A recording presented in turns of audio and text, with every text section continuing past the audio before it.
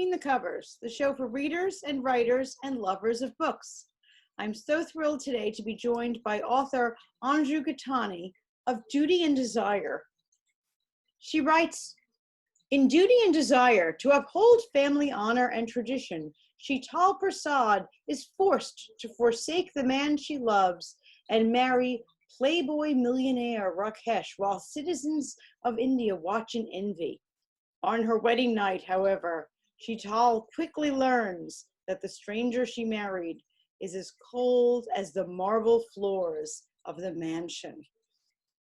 Jetting over to the other side of the world, T. Wells Brown, the author of Women of Wine Country, Murder and Mayhem. A horrific tragedy leaves Isabella heir to a winery she hasn't a clue how to run. Along with the winery comes the bossy but gorgeous Cabe Brown, a man she needs if she has any chance of keeping her mother from destroying the legacy her uncle spent decades creating. However, neither Isabella nor Cabe is prepared for the unknown danger that awaits her. So exciting. And then we jet over to Middle America with Emily Hemmer, author of Wynn In Doubt. Wynn Jeffries has wanderlust. Unfortunately, her life stalled somewhere between graduating from college and slinging drinks at the local bar. Stuck in a one-room apartment with no career, no boyfriend, no life, she dreams of something more, something amazing, something like Oliver Reeves, her high school crush, who's back in town and reminding Wynn of the way she used to be. I'm so glad you're joining us today. Now on to meet our authors. Our first guest today, Anju Gattani, hails from Atlanta, Georgia. I just absolutely adore Anju's book cover for Duty and Desire. That is the most stunning book cover I've seen in a long time. It's gorgeous. So Anju, thank you so much for joining us here today. Well, thank you, Stephanie, for having me. It's such a privilege to be on your show, considering the number of stellar authors you have and your sheer love for books and publishing and the craft of writing and all of that, you know.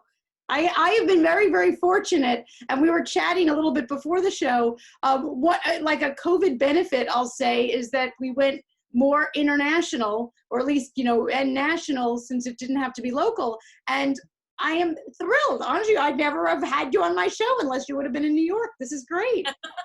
Well, I'm there virtually, so this is great. You're virtually here. I love it. So tell us a little bit about Duty and Desire. So Duty and Desire is book one in the Winds of Fire series. And the path to publication for the series and the book itself has been a 20-year journey, which goes back to the year 2000 when we moved and left Singapore to come and live in the US. So apart from, you know, that personal aspect of my life, the story really is about a modern young Indian woman who is forced into a marriage of arrangement, convenience, with a titanic Indian family. And she's promised the perfect lifestyle, the perfect husband, the perfect family. But she finds herself very quickly in a dysfunctional family full of lies, deceit, and betrayal. Now, they say write what you know. Is this your life or? Definitely not. Good. I do not live in a 75,000 square foot mansion. I don't live the life of the rich and famous. And I have never had an infinity pool. You know, so I would say definitely rich Asians kind of a girl. I wish. But, you know, when I kind of explored the book, the series, as it began to grow and develop, I also realized the hindrance that trappings of wealth can bring about, which a lot of, you know, Indian fiction out there explores the lower class, the middle class. You know, you have books, stories like Slumdog Millionaire, for example, which explores the bottom of the rung. But how many writers have actually explored that 1% of Indian families that live the mega wealthy lifestyle, which actually exists? It's like Crazy Rich Asians, but it's happening in India. Now, with all the tradition and culture that you have in India today, which is vibrant and, you know, it's fluid, imagine now we're introducing the American Western and value system. into a country and its people who have lived by a certain tradition and value system for centuries. Now you've got conflict right there. Right, right. Now, and as a writer, you get to live vicariously through the multimillionaires. Why not? Yeah, Why who not? wants to write about the Slumdog Millionaire? Why not write about this? Why not write about this? Especially when you get to work with two of India's top leading fashion designers who dressed up my characters. Um, so this is real, you know. For the longest time ever, when I was writing and pounding out the original draft, I never knew what my characters were wearing. I never knew their mannerisms, their choices. I knew who they were inside as people. But on the exterior, because I'd never, like I said, lived that lifestyle of the rich and famous, I didn't know how to bring them about so that they were credible enough in that scenario. So I was very privileged to have Anita Dongre. She is the top Indian fashion designer today. She designed all of Sheetal's clothes, including her wedding trousseau, her wedding gown. And I had Arjun Khanna. He is like, again, a lifestyle and fashion guru. He designed my lead character, Rakesh's wedding outfit. And when when Rakesh goes out to a dance club in the middle of the city of Raigun in his Lamborghini, he dressed him up to fit with the entire ensemble based on his character persona. You know, the choices they make of the wine they drink or the cigarettes or the cigars they choose. I have no clue of any of that. So, so I was very, very privileged. Well, research sounds like it was an awful lot of fun for you to be doing. It took forever. It was colossal. It was literally like walking into a room where there's this huge elephant. And you don't know whether to begin with the trunk or the tail to get this elephant out the room, because there was just so much research involved. But I will tell you this, Stephanie, I enjoyed every minute of it, and every minute of the 20-year journey I've been on. Oh. It's incredible. I mean, I have no words left to say except it's a life I have lived parallel to my own. I love that. Now, this is the first of a trilogy. So it's the first series. Wait another 20 years or no? I think I'm better now. I think I know what I'm doing now. Initially when I started off, I had no clue because the original manuscript took about 18 months to pound out. And I had no clue. What am I writing? I didn't even know about the publishing industry. I didn't know about genres. I didn't know about categories. I didn't know about publishing houses, agents. I knew nothing. All I knew is I have the story and I need to be able to tell it in the best way I possibly can. Wow. But after having written the original manuscript, of course, and then typing it up on my laptop and finally seeing that, okay, this thing is actually 288,000 words, I was like, oh boy, what have I written? Gosh. I didn't know what I'd written. Like I said, I knew nothing, but I was just happy, and it was really when I started working, when we moved from New Jersey to Atlanta, shortly after, I joined writing organizations, and I had a New York Times bestselling author, Haywood Smith, and a USA Today bestselling author, Jade Lee, take me under their wing simultaneously, and they taught me how to write. And this is after 10 years of being a professional international freelance journalist, I had to learn to write. It's a very different kind of writing, isn't it? Very different. It's very different. And, it's like I said, it's a journey I have lived parallel to my own. That's like, it started when they were 5.5 and 1.5, and now they're 20s, in their 20s, 1.5 and 20.5, and I look at them and I'm like, oh boy, my baby's as old as you are, Well, yeah, that's what happens. The only way we can count time is how big our kids get too. How big our kids get and how many revisions and rewrites we've done on the books. So that's the other way of measuring. Now, what sparked this initial, was it curiosity? Did you just have characters speaking to you in your head? What started all this? I wish it was simpler than that, Stephanie. I honestly do. But honestly, what happened was we had moved from, Singapore to New Jersey, and my career as a freelance international journalist just ended because the magazines in Asia at the time didn't have the presence on the internet that they have now. And if you're a journalist and you're living in the US and you're trying to interview candidates from Singapore or India to make it relevant to their audience, well, that's not going to work because you're in a different country in a different time zone. So I really had to, that career just ended for me. I was also on a visa, which didn't allow me to work. So I wasn't allowed to work. Oh. We were also transitioning from living in Asia to living in America. So conversion, Fahrenheit to degrees Celsius. Mm. Uh, you know, the measurements, the weights, getting used to cold weather, which we'd never experienced to this extent before with snow. There was a thrill in seeing snow, but then it's like, oh, how do you deal with it now? Uh, just simple things. And you're from New York, so that's like secondhand for you. Unfortunately, yes. Yeah. But for us, it was, with two small kids, it was really something to take on all at once. The seed of the story fell in my head, literally one afternoon. And it was just an afternoon nap that I was taking, because when you're taking care of a 1.5 and 5-year-old, you're exhausted. All the time. All the time. So the story fell in my head and I was like, what is this? Well, it turns out I had to work backwards to understand who are the characters, why are they running, who are they running away from, why is this a situation of life and death, what's going on? And I eventually realized that scene which I saw, which I thought was a movie, and I kept thinking, where have I seen this? Where have I seen? Well, there was no movie in existence at the time. Wow. That happens to be the end of what is now book 2, which is a cliffhanger end. But I had to work back to kind of figure it all out and put it together. So you wrote the end of book 2, or at least conceived, or at least, shall we say, you could see the end of book 2 before you even knew where book 1 was going to begin. Completely, yeah. All I saw was the scene. That's all I had to go by. And I had nothing more than that. But I'm happy to share with you that the series has been optioned for adaptation to film or TV series by a Hollywood producer. Wow. So, I know, so hopefully now I'll see this, Oh my gosh, this is exciting. Oh, wow. Congratulations. Oh, thank you. So awesome. Thank you. It's unbelievable. It's still taking a while to kind of sink in, especially when you've lived this journey for, like I said, 2 decades now. Oh my gosh. How many books do you have in the series? So 3 are contracted, and I'm exploring the next book and possibly a book after, because the characters' lives continue. Very, very complex with a cast of 20, 25 plus characters.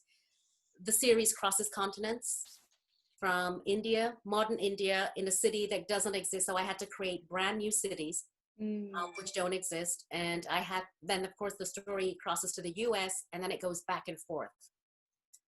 So the first 3 books, did you break down the 280,000 words? I was thinking the same thing, Terry. I was wondering about that. It turns out the 280,000 words were actually 2 books with a sequel running in my head, which I didn't know what to do with. And when I started breaking down that 280,000 words, with experience and rejections, I began to realize that I had another several stories in that 280,000 pack. So those are now books of their own, with their own entity, with their own main characters, which are waiting to be written. Amazing. And your audience is not just here in the States, but also in India, then I would imagine. Global, worldwide. So, as a producer said, they're looking at global production here. It's too big to fit for film because of the number of characters that I'm dealing with and the number of issues that I'm dealing with as well. So the format that works best is a TV series with, global production, sort of global interaction, and possibly looking at, any and every option is open right now. Game of Thrones. That would be like the pinnacle of success, but, I don't think I have seen anything that can compare with it. I mean, I can't wait to see the costumes. Neither can I. I mean, just think big, sister. Think big. I'm so excited for you. I still have trouble believing that this has happened because, like I said, book 1, Duty and Desire, we have this little woman here. This book has been rewritten over 30 times. Over 30 times. And so, when you're rewriting the book again and again, and you're visiting and revisiting the characters, and Terry, you know this, you're an author, so you know this better than I do. the more you rewrite, the more you explore, the more you get to know about them. And that's what happened with each rewrite. It was like you have this treasure chest that you go into every day, and you start finding more hidden gems. And then you start seeing connections that you didn't see before. And with the number of expertise who have been involved in the research and also in helping me learn how to write, the whole craft, the editors that I've been working with, the number of rejections I've had, you just learn so much along the way, that the story can only get better if you don't give up. Yeah. So you're traditionally published then? I'm traditionally published, yep. And this is book 2. I have that, book cover ready. This is book 3, because this is when the story moves across continents now. Oh. And now we're looking at betrayal, deceit. We're looking at PTSD, what post-traumatic disorder does to people. Mm-hmm. And especially when you're a celebrity and you're living the high-flying lifestyle, the truth is you can run, but you cannot hide. So all those issues come up. So fantastic. Those covers are epic. They are gorgeous. Well, my publisher, they did an incredible job, Scarsdale Publishing. And I feel very, very privileged to say that, well, many authors get one editor to work with. I have 2. because one editor works with me deep, we dig in the dirt and we work hands-on in the book together. Mm-hmm. And the 2 of us, will sometimes battle each other. She's my editor, and she will sometimes question me on things that I haven't thought about. Ah, nice. Which is really good, because I'm like, oh, I never thought about that, really? And then I'm like, hey, I'll tell my editor, I think you know my character better than I do. And she's like, no, Anju, you just haven't thought about it. That's it. And then my other editor, who is the publisher herself, she oversees the entire series. So that the best part is, I have the best of both worlds. I have a safety net because of the colossal amount of information that, is involved in the research, the number of psychologists, psychiatrists, doctors that I've worked with, and also the Pilates instructor, the fashion designers. There's just so much information. You cannot possibly, and I finally learned, you have to put all the research in notebooks of some sort, because I was getting lost in the 75,000 square foot mansion myself. And I wouldn't know how to get out. I'd be like, oh, where am I? Do you have like floor plans of the mansion drawn or something so you can find your way? Yep. I have floor plans of the mansion, the estate. I had to finally draw a floor plan of their bathroom, the master bathroom, because it's so beautiful. A master bathroom floor plan? Floor plan, because I've never got lost in mine. Neither have I in mine. But like I said, I was on the north wing of the house at one point, and I was like, wait, I need to get downstairs. Where are the stairs? And, she's a painter by profession. Sheetal is an artistic painter. So is her studio on the south wing or the north wing? And wait, if I'm going from here to, it was getting nightmarish. So I'm like, okay, let's sit down, let's put everything down, draw out a plan, and then I can kind of mark my way around as I go. Because we're talking about, again, the house itself, the mansion, is 75,000 square feet, but then you have all this estate around. Then you have the city, which I created because I wasn't happy with what's already there. So I created an entire city, which doesn't exist. So the elephant kept getting bigger. The room kept getting bigger, and I kept getting more lost. So, nutshell. So exciting. So exciting. And to be writing about this world that, maybe after your TV series, you'll have that mansion, but I don't know. No, I'm not going there. Stephanie, if I had that mansion, believe me, I would be lost. Think of how many steps you'd have on your step counter, though, if you had that. I know. And just I'd be thinking, oh, this is the step to where again? Where are we? Oh my gosh. I am so excited for you. And you have to promise to keep me on your list and send me stuff so I can, we send out to all viewers, what our authors are doing now. And I want to brag. Absolutely. You have all the bragging rights, Stephanie. And I'm not even a TV watcher at heart, but for your show, Anju, I'm going to watch. Well, that's why I wore red for you today. Oh, well, thank you. Just for me, you're the best. You're the best. But I knew I was just absolutely dazzled. I got to show off this book cover again because, oh my God, gorgeous, gorgeous, gorgeous. And the new ones that you have, Yep. oh, I can't wait to see the costumes for your television show. That's what I can't wait. It's going to be beautiful. Well, I hope so. You know, it all depends on, and again, Terry knows this, the vision of the author and the vision of the person who gets your books in their hands. It is such a huge responsibility, and it's like finding a needle in a haystack almost, because, you know, the Duty and Desire and these two little books here, I'll be honest with you, they have gathered over 500 rejections. Over 500, because the marketplace, agents, editors, there was no marketplace for them for a very, very long time. And it's not to say that there was no multicultural fiction or ethnic fiction out there, but I think it's just the scale of what I had written and possibly the complexity of what I had written. Professionals didn't know what to do with it and not what to do with me either. Right. I am so glad you're talking about rejection, because Oh, many yes. people just, you know, they don't realize. It's kind of like that person who's digging for oil and they stop when it was really just 6 inches away or whatever. Just keep going. Just keep going. The question I always ask every writer who is doubting themselves is, it's very simple. If you don't write your best story in the best way you know how, and if you don't tell that story, no one else can tell that story but you. That's right. Only you. Only you. There is nobody else. And that's a question I had for many, many years when I really felt like giving up on the books, because, you know, after a certain number of rejections and people telling you your book doesn't fit anywhere and you just don't know where to go. And I honestly felt like maybe I should just give this up altogether and just put it aside. But every time I did that, the funny thing is my characters, especially Rakesh, who's the leading antagonist, he would come and haunt me in my dreams. I love it. Oh, and I'd be talking to him on the phone, and I'd wake up the next day and tell my husband, guess who I was talking to last night? And he's like, what, some Bollywood actor? I'm like, no, Rakesh. And he'd be like, what are you doing talking to your characters? Are you sane?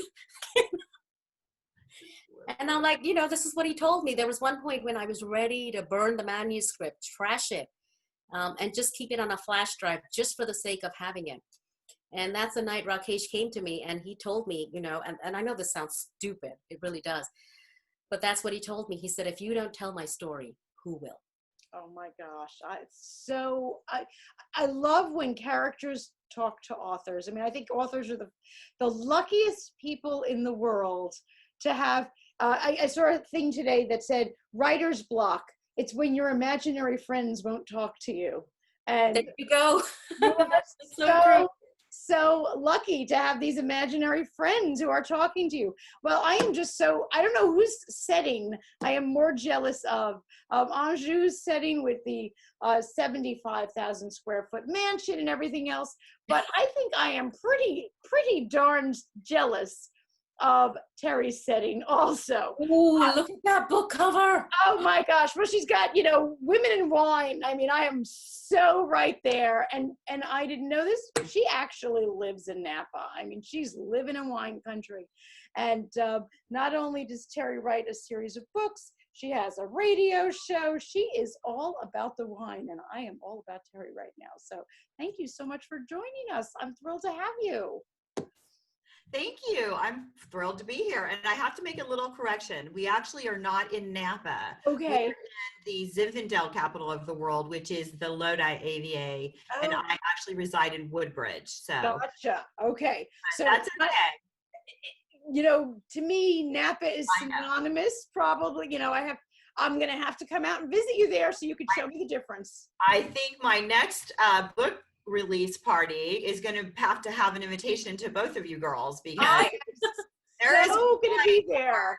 Believe me, I'm a wine country girl here on the East Coast, and I've been dying to go to California. So. Oh, you would love it. We have some amazing. I think California actually has something like 125 wine appellations. So we actually, Napa is just the largest. So I see Emily's here. Oh, there she is. She made it. She made it. Yay. Internet's not easy these days. No, you're on mute too, Emily. just so she knows. Yeah, There we'll we get go. her off of mute. Hi, Emily. You made it. Hi. I'm so sorry. I live out in the country. I don't know what happened. My internet just went down. I had to drive to the highest point where I live, and it happens to be Leavenworth National Cemetery. Oh So no. it's beautiful. It's gorgeous. It's lovely, but it's yeah, it was a weird day. Seriously in the cemetery right now. Oh my gosh. I really am. I don't know if I can here. I don't know if you can see. It Yeah. really is a cemetery. Yeah, It's beautiful though, isn't it? yeah, it's lovely. All the trees are beautiful, and it's such a wonderful place to come and reflect and you know, pay homage to people. But it happens to be also the highest point in our city, so I came here as fast as my car could get me. I'm so sorry. Oh my gosh, you crack me up. Well, we'll Needs must. we'll just catch you up that we've been on the Rich and Famous in India and around the world, and now we're in, you know, my dream world, which is wine country in California.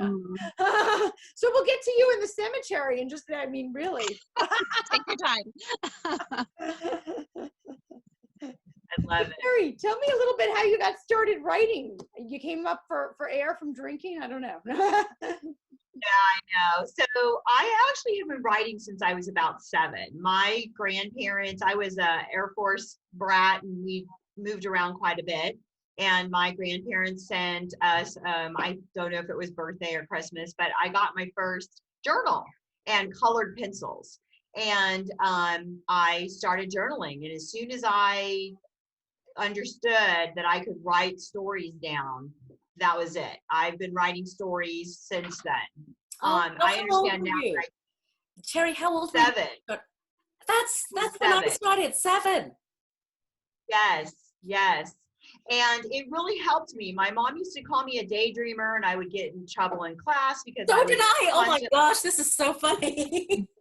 I mean, it has to be like a writer's thing, right? Yeah. Like us authors, this, you know, we have this extra stuff going on in our head. And you can't stop it when you're in the classroom and things get boring. Okay, Yeah, this is good. This is all good. Yeah, you can't focus on anything because you've got so much going on inside your head, right? Mm-hmm. So I've written my whole life. I've written about all of my characters from my books for, you know, decades. And it wasn't until a year and a half ago, I had been sick for 6 years. I worked for a VP. I traveled the world. I, you know, was very fortunate to be a VP, and we sold almonds, and I live in an agriculture area here. We don't just grow wine, we grow a lot of other things. And so I had a very important job that a lot of people were, you know, relying on me to make the sales so that we could all still stay in business, you know. But I kept getting sicker and sicker and sicker. 6 years, I got my health declined to the point where I was bedridden and I couldn't keep the stressful job going. So I just started writing, and I'd never shown anybody my writing. I've been writing the whole time. And I was not able to get out of bed, so I just started writing. The first time in my life I wrote nonstop because I didn't think I was going to ever get out of bed, is really what it came down to. And my husband, who never even knew how much I wrote, but came across some of my chapters on one of my stories that I was writing. And I was just writing for myself. I read everything I could possibly read. I was rereading books, and I was not happy. I'm like, I can write better books than these. I'm just going to write what I want to read. And so he came across some of my chapters and was like, why haven't you been writing this whole time? You know, he's an avid reader. Mm-hmm. And really encouraged me to write a story, to finish a story. And neither one of us were sure if I'd ever be out of bed again. So that was something I'd be able to do, and I did. Luckily, we figured out what was wrong with me. I had a simple surgery, and it took me a year to get back. But that year, I managed to get 3 stories done in editing. I set up a publishing company because I'm an entrepreneur, so I wanted to do it myself, right? And I'm also a control freak. Girl after my own heart. Yeah, my first book, the one that you just showed, Murder and Mayhem in the Women of Wine Country series, came out August 13th, 2019.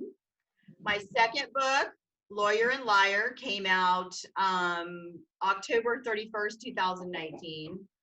My third book, Beauty and Betrayal, which was actually my first book I'd written, and I've been writing about this character since I was 7. This came out March 2020, right before the shelter in place. Wow. Wow.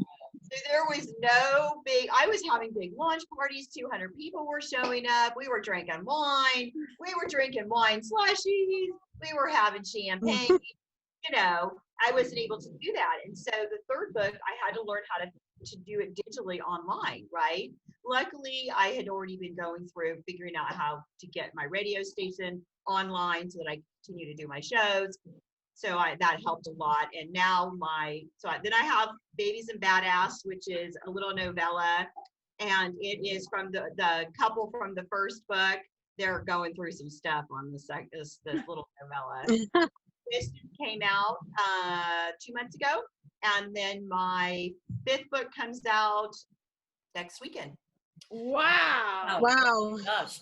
So You're busy. Yeah, I love writing. Well, I'm finally able to get the stories out that I've been writing forever, you know. Oh So my. maybe Terry, that was your calling. It was.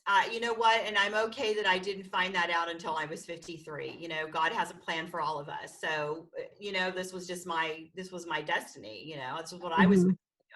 And I'm very fortunate because I started my own publishing company. I've been helping other people publish as well in all other genres. So That's great.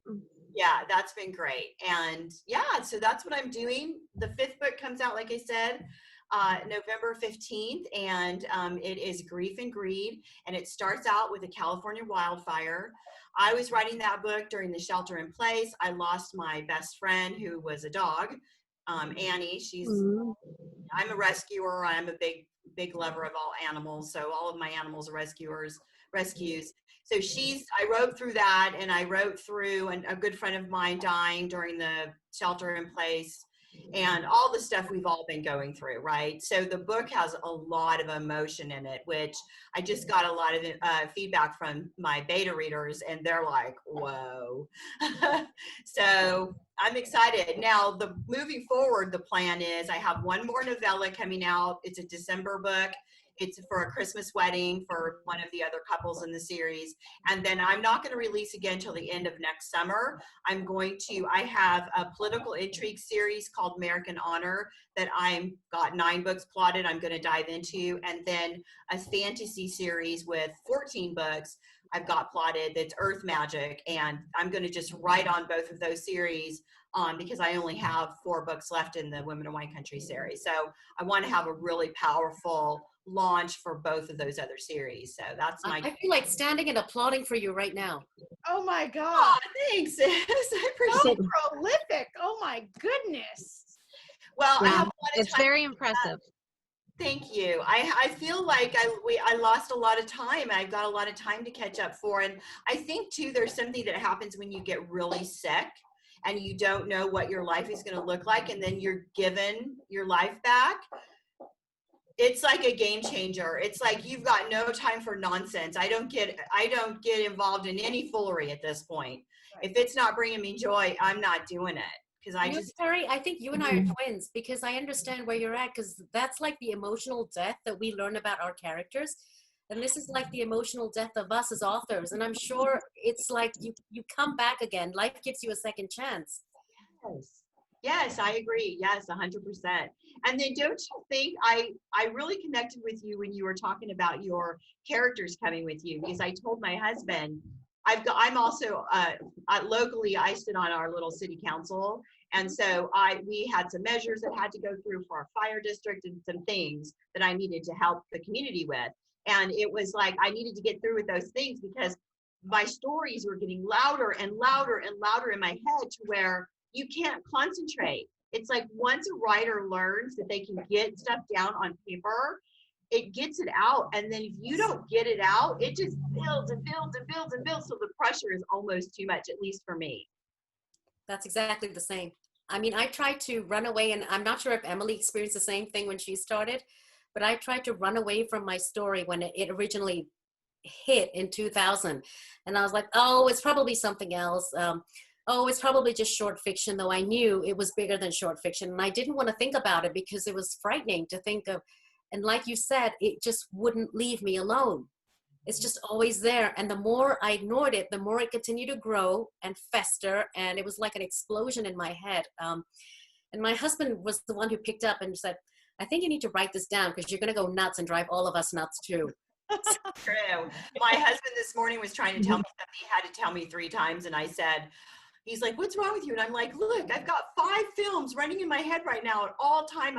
And I can't keep them on mute. You're going to have to just be patient. And so he was like, okay, I've got it. Take a back seat. Yeah. You ladies are such an inspiration. I can't even go there. Oh my gosh. And a little shout out to the husbands who sound very supportive too. I'm delighted to hear that. Yes. Yeah, and who honestly don't know how to handle us and what to do with themselves. I'll be serious. I'm going to tell you guys something that if it weren't for my husband, I would not be writing. He is the one who told me after reading my chapters that what are you doing? You're a writer. You need to write. So if it weren't for him getting my chapters, which I never meant for him to get, because I write romantic thrillers, I wouldn't be writing. And now he insists on being the first person to read my writing before I send it off to my beta readers and then editors. So yeah, husbands are amazing. Fantastic. Good shout out. They are. And I love that. I think that's great. Our third author today, hailing from a cemetery right now, is Yeah, I know. Emily Hemmer, the author of Wynn in Doubt. And Emily, I'm so glad that you made it and found a nice high up spot that you can get some Wi-Fi. I hope it keeps going out. So if my video is terrible, I might leave and come back on audio only. And I'm sorry if that happens. That's okay. We'll just keep our fingers crossed. Not a problem. Emily, where are you besides in a cemetery? You know what's funny is I go to the cemetery not this one, but to walk my dogs. Sounds very gothic, but I'm actually a really happy, light person. But I am just outside of Leavenworth, Kansas. And I live really in the country on acreage. So we have very spotty internet. And normally when I do video conferencing, I go into town, but my office was closed today. So apologies. No worries, no worries. You said Leavenworth, and we do have a Leavenworth upstate in New York, but I wasn't thinking that's where you were. Nope, I'm in Oz, the land of Oz, Kansas. It's very nice here today, actually. And Terry's books has the red shoes to validate that. Absolutely, absolutely. So tell us a little bit about Wynn in Doubt and how you got started writing. Well, Wynn in Doubt is actually my 3rd book. I do have 2 other books, but they're on my back list. They're not for sale anymore. But I started in 2013, and I decided I just wanted to try to write. Like you guys, I had been writing since I was a child. In fact, I still have my first book that I ever wrote, which was a fan fiction of Edgar Allan Poe's The Fall of the House of Usher, which is not typical reading probably for definitely not. An 8-year-old, as I was at the time. Yeah, but my grandmother loved him, and she would read me his stories, and I think I got a little obsessed. And I still have my teacher's note on what an imagination you have. And I remember thinking, that's so funny. If my kids did that now, I'm sure I would get a call from the school counselor. That's funny. What passed then and what doesn't pass now? So you've been writing for a long time then. Yeah. Yeah, I have. I wrote, I've published articles and short stories and things like that. But as far as books went, 2013, I released a book. It was a romantic comedy called The Breakup Psychic. And then released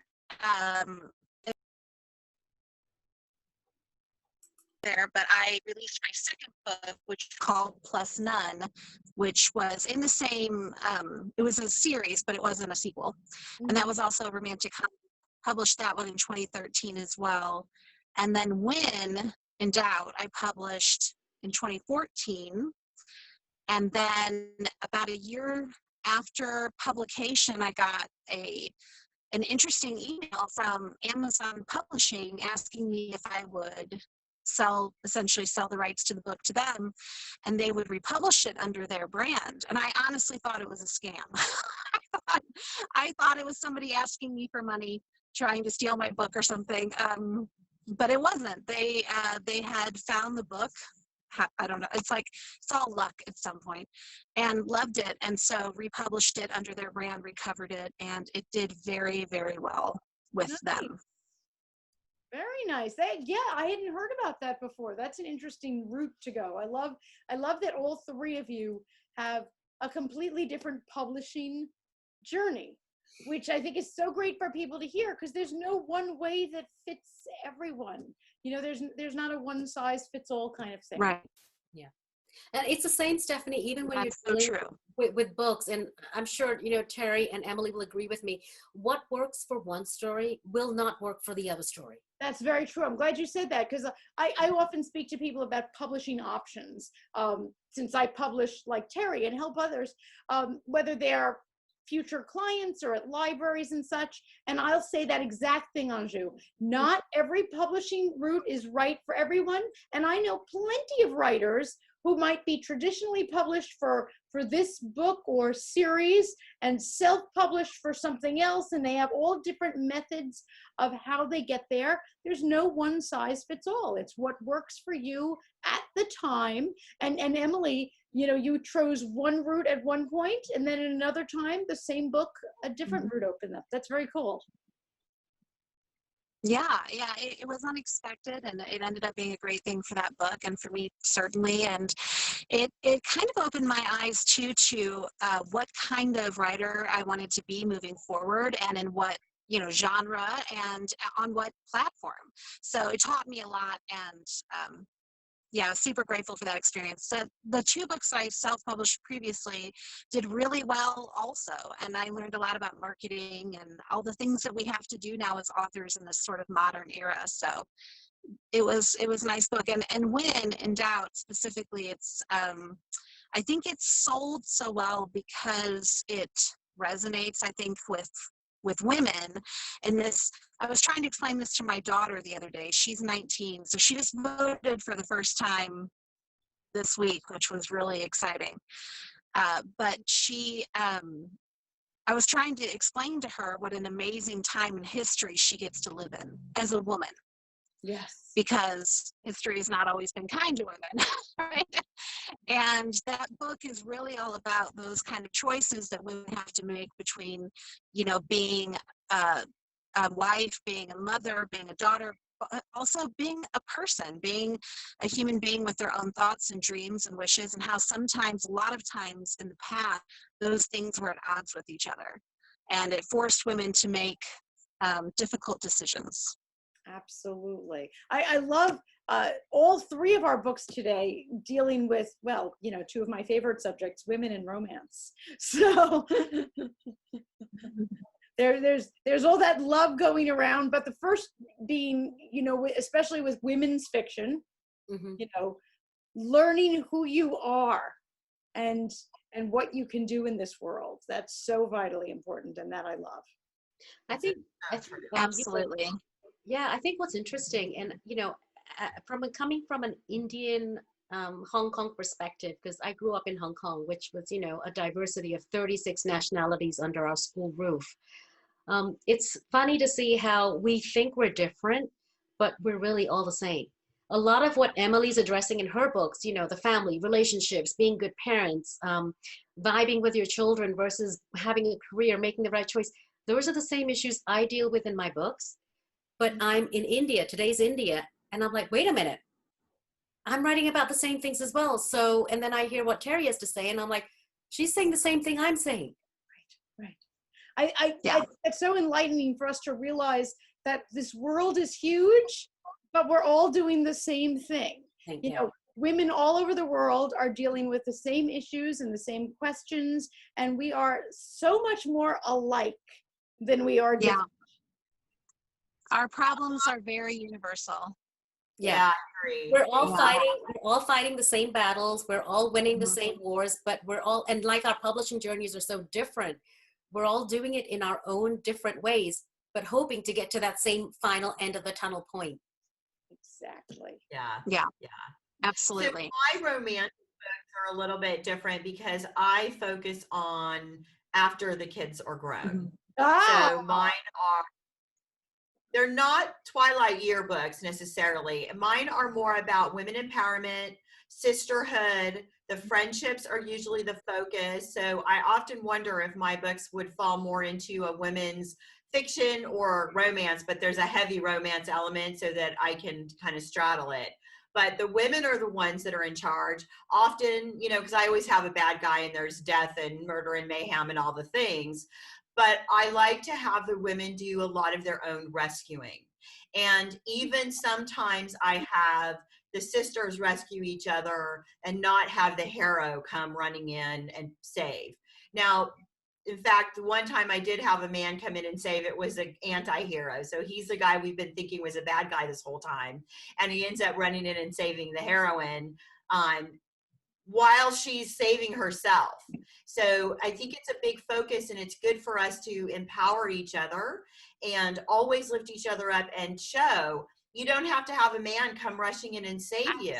There's live in such an amazing time that we can save ourselves and each other. I agree totally, Terry. And it's funny because I had a client recently and we were going through her book and she's writing her first romance, and she's got a pretty heavy plot, twist in there where her heroine was getting abused by a spouse and she wanted him to fight back, and he was this big guy and she needed him to, she needed this to happen where she prevailed. And she goes, so I'm going to have her take kickboxing lessons through the whole book, and she's going to become a martial arts commando and all these things. And I said, stop. Women do not have to become martial arts experts. They don't have to learn how to use guns. They don't have to get, totally built up in the gym in order to beat, somebody who's beating them. All she needs to do is be smart. So don't worry about the kickboxing lessons. Get her to go to the kitchen while he's sleeping and grab a knife. That will take. Well, you know what I love about that message? Yeah, because we should play to our strengths. I mean, if you're built up and you want to kickbox, that's fine. But women could be smarter or quicker or faster. There's things, go on your strengths. Well, I agree with that, and I think it's very important that our fiction starts showing there are other ways to remove yourself from a toxic relationship and relationship than just having to go and become a superhero, because most of us aren't going to do that, right? So absolutely. I think that was fabulous advice, just magnificent. Good for you. So the series the series I'm working on. No, go ahead. Sorry. I cannot believe, I feel like I've known you from a previous life or something, the two of you. This is too coincidental because the issues I deal with in this entire series begins with domestic violence and emotional abuse. That's what it deals with. And I honestly, when I started writing this book, I thought I was writing for an Asian community. I knew my audience and I thought, okay, so people from that community will kind of gel with me and understand. As I began to live in the US more and began to make more American friends who were real Americans, not just expatriates who I'd met in Hong Kong, I began to realize, and then Lady Diana's story, the Princess Diana story. I mean, you really sit back and think, oh my gosh, this isn't just an Asian thing, it's a universal thing. And a lot of the women that I met in real life as a journalist were drawing their inner strength from other women. Mm-hmm. It's a woman thing. It's a woman thing, exactly. And that's what I'm hearing you saying. That's what I'm hearing you're saying. Yeah. And what a great lesson for women of all ages to realize that one of the things you need to do in your life, build that tribe, you know. Oh, you could not have said more truer words. And I'm just going to say this as well. I think it's uber important that women, I mean, I'm probably the oldest one here, but women my age, you don't look it. You don't look it, so it doesn't She count. looks like the young. No, you I can say whatever she wants. I'm good with my age. I'm a grandma. I love it. I got the grandbabies. I love them. It's all good. I mean, and I appreciate that though. But I feel like it's my duty and my sisterhood's duty at our age to show the younger generations how we hold each other up, how we build each other up, and not pit. We don't allow ourselves to be pit against each other, because the male dominated society that we still live in would have us do that. It's a way to keep us at a certain base level, right? You are so right about that. I am so Right. tired of women who think that they're supposed to be tearing each other down. You know, the fact is, when the tide comes in, the boats go up together. Let's build Amen. each other Yes. up. Yeah. But it's our responsibility at our age to show that, not say it, but show it to the younger generations so they get it. Mm. You know, Well, it goes back to my characters telling me, if you don't write my story, who will? If I don't hold your stories up, Terry and Emily, and you don't hold my stories up, and Stephanie doesn't host this platform for us, who will? Right. Oh, Right. Therefore, to No, support each you're other. absolutely true. Yeah, it's what's funny is and I hate to go back to my daughter's generation, the Gen Yers, and I actually, Terry, I'm an empty nester. I'm only 42, but I'm an empty nester. Both of my kids are gone, but and I love it, by the way. Good for you. How did you do it? How did you do it? Awesome. I got married very young. That's how I did it.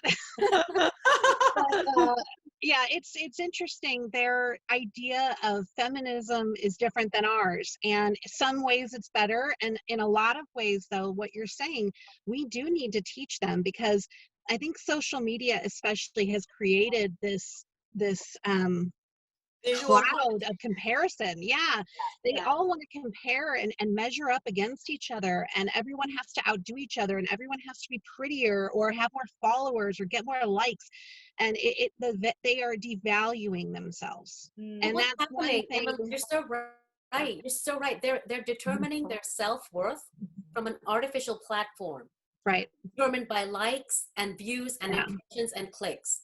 And those things will never make you happy. No. Ever. Well, No. one of the things I really like about being an indie author, and I can't speak to traditional authors because I don't know if you guys do this or not, but like, let's say my book release that I'm having on the 15th. The way I'm celebrating is I have literally 27 other authors coming into my reader groups that I've been building. One's got 2,100 people and one's got 300. I'm having them come into my reader groups and expose themselves to my readers. And that's my way of honoring those other female authors in my genre. Right. And it helps my readers too, and it helps me, but it helps them. And, Good for you. and now we're creating this like community. It's not my idea. I didn't. No, I yeah, stole it from somebody I else. was I think in it's community fabulous. too. Whoever thought it up, it's fabulous. It is. It is. And there's nothing that really promotes you faster than other people promoting you, right? So cross promotion and collaboration is probably our greatest marketing tool. And it's unfortunate when people feel like if they share somebody else's work on their page, that's going to somehow mean that that's less, people buying their books. That's not the case at all. No, it isn't. It's exposure. It's not like pie. We're not going to run out. It's not like well, not only that, but is that you want your readers to keep coming back to you. And what that means is in between books, you need to be providing those readers other good books. Right? So while they're right fast enough. Well, that's precisely the other reason why very recently I launched my own YouTube channel called Story Mantra, because the 20-year journey that I took to learn the craft and to work with professionals, I don't feel anybody deserves to spend 20 years doing this. So if I can cut their journey and make it smaller, even that much smaller, and knock out 10 years, and I mentor other authors as well with their manuscripts through professional writing organizations. But that's why I launched this channel, because I wish someone had done this for me before. And I'd love to reach out to all of you and have you all on as well, because I get professionals on, and I want to tell other writers, there's no right or wrong way to do this and get published, but you have to find your own way. But here, this is what I've learned, and this is what the professionals would like to share with you. Mhm. I think that's beautiful. You're climbing the mountain, and you're leaving the ladder, and you're right behind you for other people to climb up faster. That's As long as I don't fall off the ladder, I'm good. We'll be there to catch you, sister. We'll be there to catch you. Thank you. Absolutely. absolutely. I can't tell you are the three most inspiring ladies. God, I wish we were closer and we could just be drinking wine together. I don't know know. about me, but I know that I found my twins now in Emily and Terry. So I can now, I'm at So peace. glad to meet you. You have to do me Yeah, me for too. all three of you. I know I have your links on your websites, but you are so much bigger than your websites, I'm hearing here. So please do me a favor, send me all of those links so that when we're launching this and again, it's going out to all of our mailing lists and such, I want to show you off, but it's not just showing you off, it's giving people a huge opportunity. And I really hope that you're going to take all of these ladies up on this opportunity. They want to pull you up the mountain. Please. We do. Please. It doesn't need to be this hard for anybody. Seriously. No. Well, it doesn't need to be this hard. And also the other thing that I think new writers struggle with is authenticity, because I think that when you go, especially as an indie, you get put in this position, and Terry, correct me if I'm wrong, this is certainly was my experience, back a few years ago. You get put in this position where you're told, if you don't meet these criteria, if you don't follow this, timeline, you're not going to be successful. Sorry. If you don't write this trope, you're not going to be successful. Sorry. And that's not right. That's not true. It's not true. We can break rules. Different ways to do it.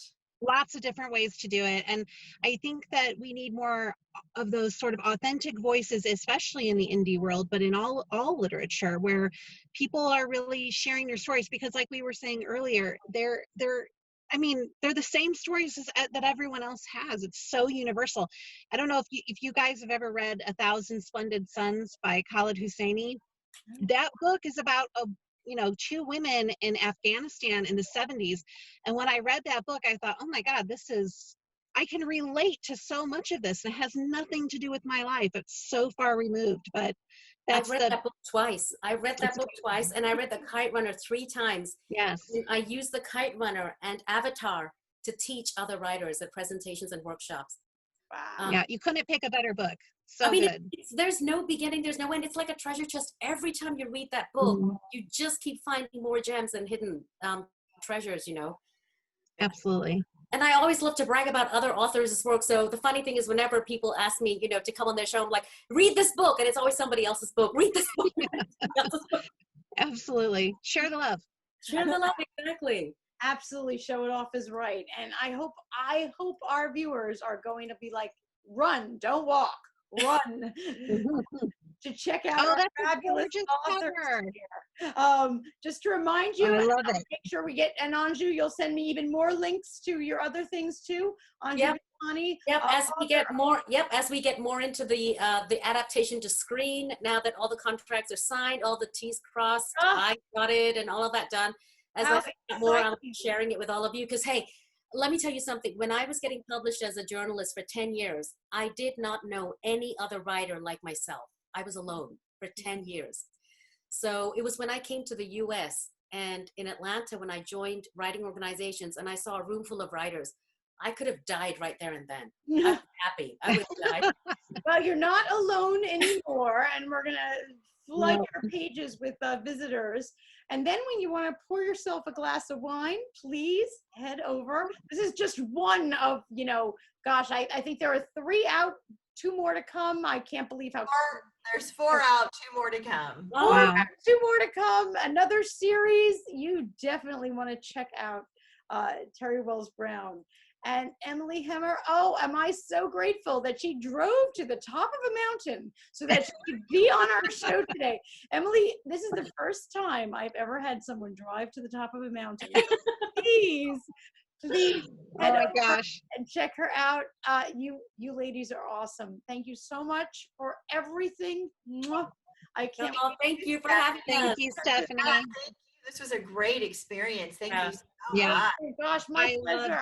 And all of you, since you're so darn prolific, please come back when your next book is released, because we want to keep the party going.